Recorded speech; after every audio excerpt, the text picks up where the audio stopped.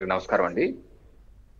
ఏదైనా ఒక రాజకీయ పార్టీ అండి, ఒక రాజకీయ పార్టీ అధ్యక్షులుగా ఉన్నప్పుడండి, ఒకటి పార్టీ నిర్మాణం. పార్టీ నిర్మాణం అన్నది నిరంతర ప్రక్రియ. రెండు, ప్రజల కోసం. పార్టీ పెట్టేది ఎవరి కోసం? ప్రజల కోసం పెడతాం. సో ఒక పార్టీ అధినేతకి పార్టీ నిర్మాణం చేసుకుంటాం, కొత్త నాయకులను పార్టీ తీసుకురావటం, ఉన్న నాయకులను పరిరక్షించుకుంటాం, అలాగే ప్రజల్లో కూడా ఉంటాం, ప్రజా సమస్యలు ఏమైనా ఉంటే మాట్లాడటం, ప్రభుత్వాన్ని నిర్మాణాత్మక సూచనలు చేయటం, నిలదీయటం. ఇది ఒక రాజకీయాలు ప్రజాసేవ అన్నది నిరంతర ప్రక్రియ అండి. ప్రధానమంత్రి నరేంద్ర మోడీ గారు ఏ రకంగా ప్రధాన సేవకుడిగా దేశాన్ని సేవలు అందిస్తారని మనం చూస్తున్నాం.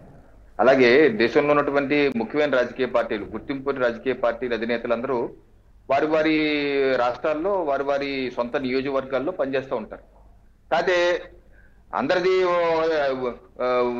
ఊరిదంతా ఒక దారి, ఉలిపికరది ఇంకో దారి అన్న సామెత చందంగా జగన్మోహన్ రెడ్డి గారి దారి మాత్రం చాలా వెరైటీగా ఉంది.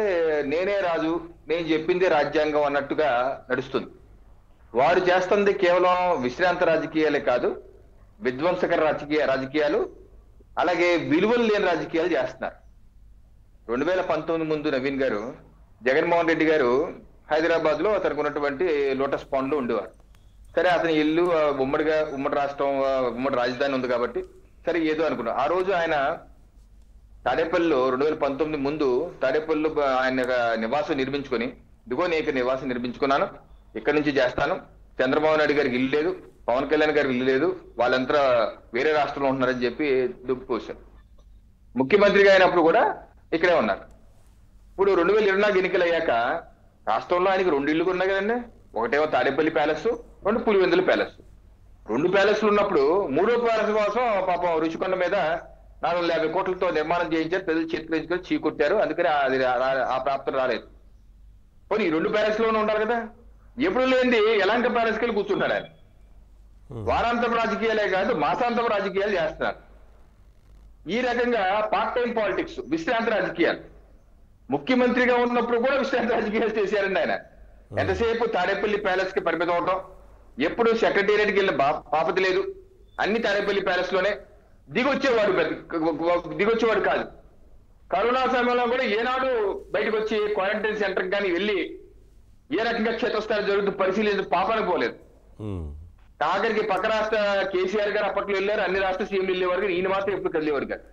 ఒకవేళ పొరపాటు కదిలినా పరదాలు, రెడ్ కార్పెట్లు, చెట్లు కట్ చేయటం, స్కూల్ క్లోజ్ చేసేయటం, షాపులు బంద్, అంతా చంద్రవేంద్ర, అంత విధ్వంసం. అలాగే ఇప్పుడు విశ్రాంతి రాజకీయాలు. అక్కడ విశ్రమిస్తున్నారు, యలంక ప్యాలెస్ లో విశ్రమిస్తున్నారు. ఏదో అప్పటికప్పుడు కాళ్ళు లాగినప్పుడు, ఏదో ఇదిగా ఉంది కాళ్ళు ఉన్నప్పుడు ఇలా వచ్చి కాసేపు, మొన్న అయితే రైతుల పరామర్శ అయితే ఇంకా కామెడీ షో అండి. ముఖ్యమంత్రిగా ఉన్నప్పుడేమో రెడ్ కార్పెట్ వేసుకొని ఒక స్టేజ్ కట్టి పంటల్ని చూసిన వ్యక్తి, అలాంటిది ఈ రోజు ప్యాంటు పైకెత్తి పొలాల్లోకి వెళ్ళి యాక్టింగ్ చేస్తాడు. ఏదో పాలు పాలు పాలు పాలు అంట, ఏంటో పాలు, ఏంటో మరి పాలు. సో ఆ రకమైన నాటకాలు. మళ్ళీ వెళ్ళిపోవటం, మళ్ళీ టర్న్ వెళ్ళిపోయారు. విశ్రాంతి రాజకీయాలు. అలాగే విధ్వంస రాజకీయాలు. ముఖ్యమంత్రిగా ఉన్నప్పుడు కూడా అదే పని. ఉపాధ్యాయుల మీద విధ్వంసం, ఉద్యోగస్తుల మీద విధ్వంసం, ప్రతిపక్ష పార్టీల మీద విధ్వంసం, అలాగే దళితుల్ని చంపేసి డోర్ డెలివరీ చేసినటువంటి నాయకత్వం పాలన ఆ రోజు మేము చూసాం. ప్రతిపక్ష పార్టీల్ని జీవో నెంబర్ 1 లాంటి తీసుకొచ్చి విధ్వంసాలను సృష్టించే ప్రయత్నం చేశారు. అన్నమయ్య డ్యామ్ లాంటి విధ్వంసం చేశారు. ఈ రోజు కూడా అదే పని. ప్రతిపక్షంలో ఉన్నప్పుడు కూడా రఫ రాజకీయాలు చేయాలి. వేసేస్తే తప్పేంటి, ప్రతిపక్ష పార్టీ కార్యాలయం మీద దాడి చేస్తే తప్పేంటి, అప్పుడు కూడా అన్నారు ముఖ్యమంత్రిగా విధ్వంస పరిపాలన. ఈ రోజు కూడా తప్పలేదు అంటారు. ఏ విధ్వంసం జరిగినా తప్పలేదు అంటారు. విధ్వంసం చేస్తే తప్పలేదు, గొడవలు చేస్తే తప్పలేదు. మళ్ళీ ఆ గంజాయి బ్యాచ్ని ప్రోత్సహించడం, అదేంటని అడిగితే కులం కాడి తీయటం. అలాగే విలువలు లేని రాజకీయాలు. ఏం విలువలండి?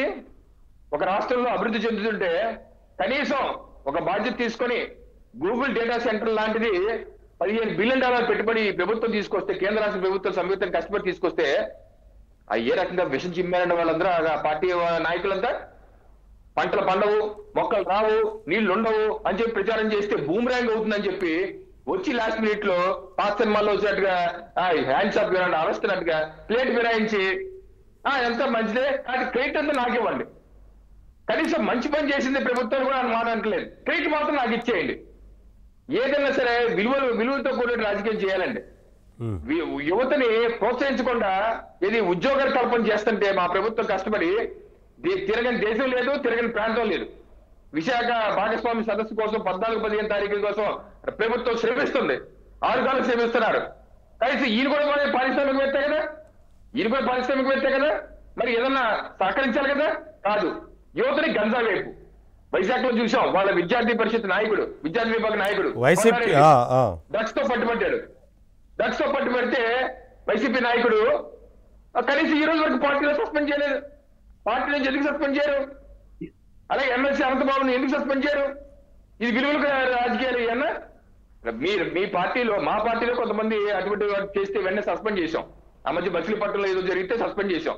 అలాగే టీడీపీ పార్టీ వాళ్ళు సస్పెండ్ చేశారు. సహజం, పార్టీలో చాలా మంది పనిచేయడానికి వస్తారు. కానీ ఎప్పుడైతే ఆ విలువలు లేకుండా పనిచేస్తారో వాళ్ళ పార్టీని సస్పెండ్ చేసి దూరం చేస్తాం. వీళ్ళు అలా కాదు. విలువలు లేని రాజకీయాలకి YCP party care of address. అందరూ రండి ఇక్కడికి. వాళ్ళందరూ జోగి రమేష్ లాంటి వాళ్ళు, ఆ బ్యాచ్ అయితే గుంటూరు ఆయన ఉన్నారు బోరగడ్డ లాంటి వాళ్ళు, అటువంటి వ్యక్తులు పెట్టాలి బూతులు.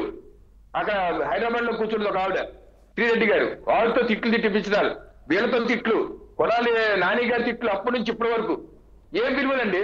ఒక రాష్ట్ర మంత్రిగా ఉన్న నాయకులు ఉపయోగించిన భాష, మహిళల మీద చంద్రబాబు నాయుడు గారి సతీమణి మనకు ఉపయోగించిన భాష, ఇది విలువలతో కూడా రాజకీయం కాదు కదా. అందుకనే అంటారు వైసీపీ పార్టీ విశ్రాంతి రాజకీయాలు చేస్తున్నారు, విలువలు లేని రాజకీయాలు చేస్తున్నారు. ఏదైనా గత 5 ఏళ్లుగా చేసిన పార్టీ రాష్ట్రంలో అవసరం లేదు.